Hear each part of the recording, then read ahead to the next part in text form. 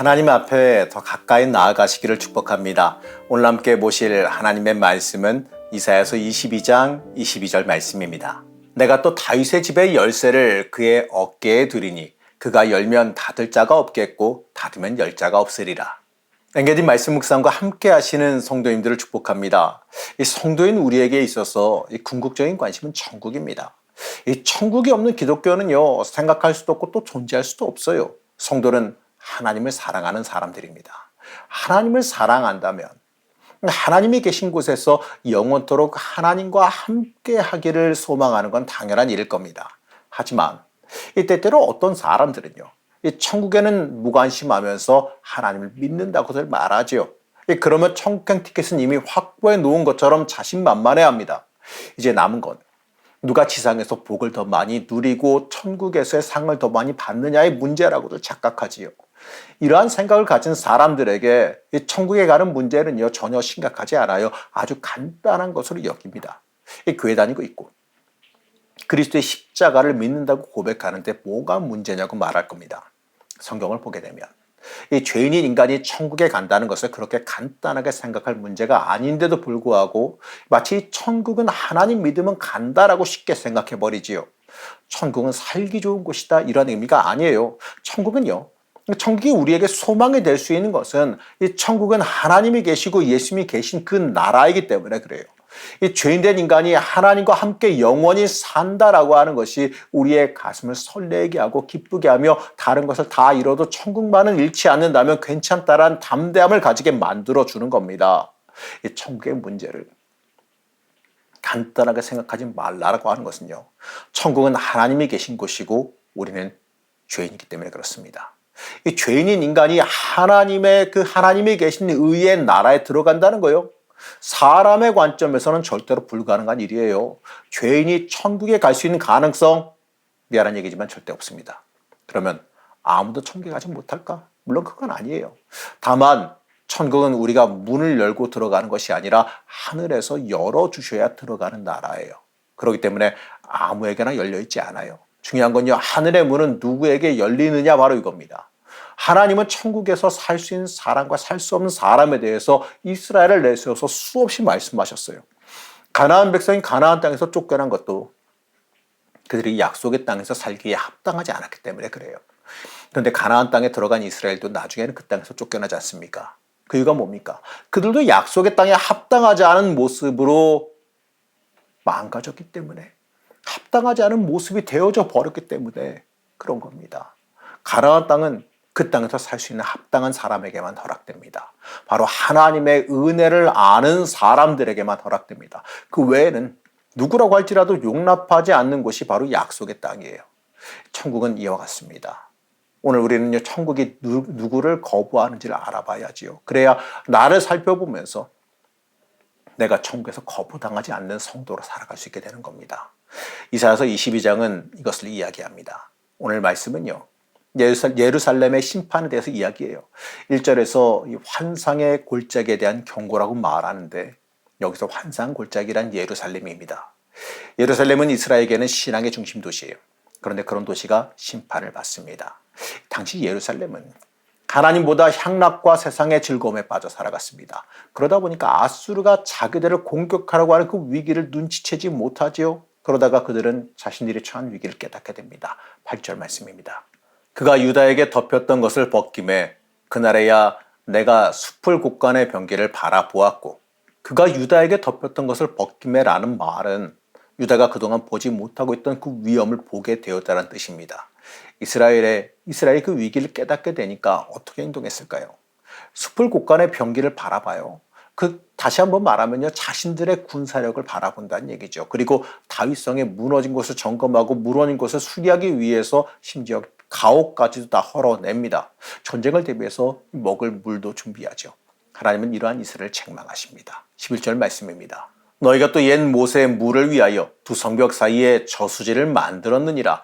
그러나 너희가 이를 행하신 일을 앙망하지 아니하였고 이 일을 옛적부터 경영하신 일을 공경하지 아니하였느니라.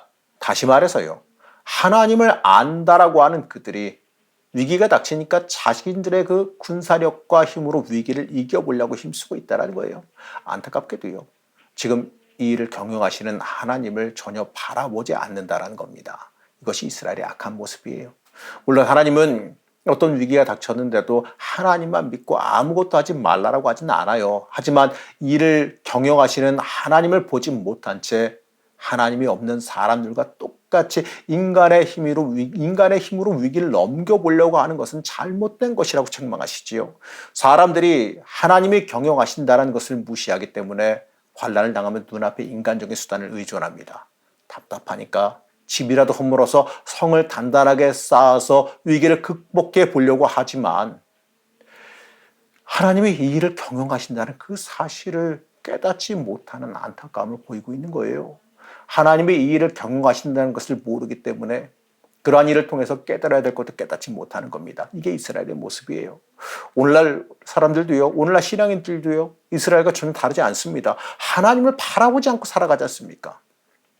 세상을 주관하시고 경영하신 하나님 바라보지 않고 살기 때문에 무슨 일만 있으면 그 일에 매여서 근심과 걱정에 빠져들지요. 안타깝게도 주어진 그 일에 담긴 하나님의 뜻을 깨닫지 못합니다. 하나님은 이스라엘에게 그들의 천위기를 보게 하셔서 자신들이 하나님을 멀리하고 세상에 빠져 살았던 그 잘못을 회개하기를 원하셨어요. 12절 말씀입니다. 그날의 주 만군의 여호와께서 명령하사 통곡하며 애곡하며 머리털을 뜯으며 굵은 배를 띠라 하셨거늘. 그러나 이스라엘은요, 회개하지 않고 내일 죽으리니 오늘 먹고 마시자라면서 방종함으로 나아갑니다. 이왕 죽을 거 실컷 즐기다 죽자 이런 거예요. 하나님을 바라보지 않으니 눈앞의 순간만 보고 살아가는 거죠. 하나님이 이러한 죄악에 대해서 경고하십니다. 이스라엘은 지금 하나님을 하나님으로 섬기지 않아요. 성도가 하나님을 하나님으로 섬기는 가장 바람직한 태도가 뭘까요? 나는 피조물이고 하나님은 창조주시다라는 것을 온전히 고백하는 일입니다. 피조물은 자신을 자기 마음대로 할 권리가 없지요. 나는 이렇게 살겠습니다라는 자기의 뜻이 용납되지가 않아요. 우리는 이 주권자의 뜻에 따라 흘러갑니다. 피조물에게는 순종이 있을 뿐이지요. 그래서 불평이 용납되지 않아요. 그런데 이 피조물이 하나님의 자리를 차지하려 든다면 이건 교만이지요. 하나님은 이것을 결코 용서하지 않으십니다. 그런데 이스라엘은 그 피조물로서 하나님을 바라보고 신뢰하는 게 아니라 이 자신들의 힘으로 자신의 인생을 주관하고자 해요. 하나님은 이러한 잘못을 지적하시기 위해서 한 사건을 등장시키시는데 그게 바로 오늘 본문의 이야기입니다.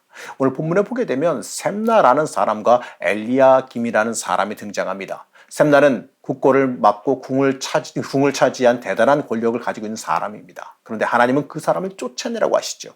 그 이유가 뭐냐? 묘시를 팠기 때문에. 셈나는 묘시를 만들 수 없는 곳에 자기를 위하여 묘시를 팠습니다.